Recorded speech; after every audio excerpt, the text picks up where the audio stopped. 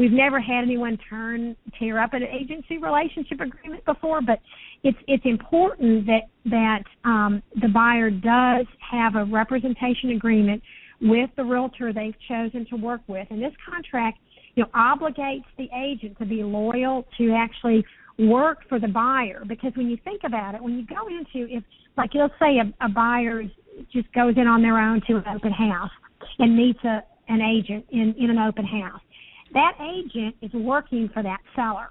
And under Tennessee law, if the seller has divulged certain information about price, or they say, gosh, we listed our house at $100,000, but gosh, if someone just made us an offer for $80,000, we'll take it. That listing agent that's privileged information, and if a buyer comes in and is looking at the open house, and that listing agent knows that information, it's very unethical to divulge that to a buyer and say, well, if you'll just make an offer for $80,000, I bet they'll take it. You can't do that. So it's important to have that buyer's representation.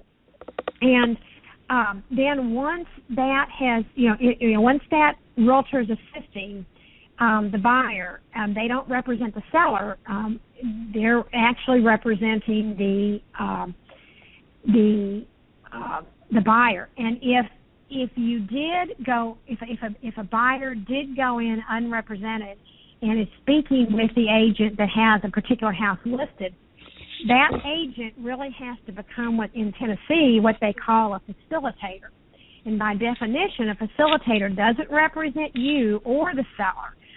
So they would have to go back to the seller and ask them if they would change their agency relationship, because a realtor cannot be a seller's agent and also be a facilitator at the same time for a buyer. So, that's very important. There's a lot of involvement when you're writing a contract. I'll give you an example. We were a buyer's agent for a client a couple of weeks ago, and we had a seller that had one of these limited service agreements with an agency. It was not a full service listing, so they did not have a seller's representation. They just had a limited agreement with a company that lists their house on the MLS. So we were negotiating the contract. We wrote the contract for a particular purchase price, and we asked for some closing costs to be paid by the seller. So in this particular situation, we went back and forth a couple of times with a counter offer. And the original price, let's just say, I think it was $235,000, and we asked for several $1,000s in closing costs. And so in a limited service listing, when that seller decided to list it and didn't have any representation on the seller side, they were negotiating the contract themselves. So we got their counter, and in the contract negotiation, whatever's in the counter one, and the only thing that they countered was the sales price and the amount of closing they were going to pay. Then everything in that counter one, plus whatever's not changed in the contract, becomes what the agreement is. We went back and forth a couple of times, but what you have to remember is when you go to counter two, then everything in counter one is disregarded. So it reverts to whatever in counter two plus the original contract. So in this negotiation, they had excluded in counter one, they did not want the drapes to remain. I think their grandmother had made them or something like that. And so in counter two, I brought that forward in counter two, so that would continue to be enforced, that the drapes were not going to be included, and I had the new purchase price and the amount of closing.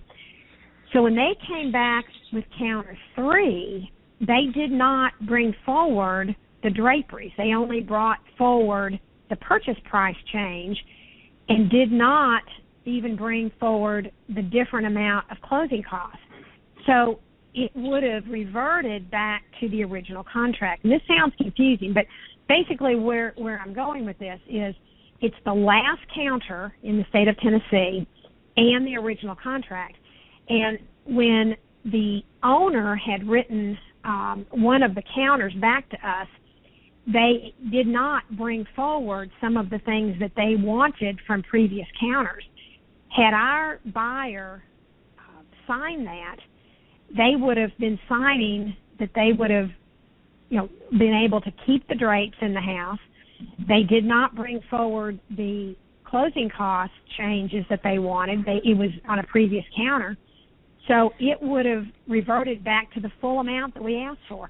So it's very important, and I give this illustration because it's very important that you have representation with realtors that are writing these contracts and familiar with their state contracts every day, so that you don't accidentally, by just not knowing how the contracts work, omit something and realize what agreement that you're really signing to. And we knew what they meant. We felt that we knew what they meant, but it's not what the contract said. So it's very important both on the buying side and the selling side to have a realtor when you're engaged in these contracts.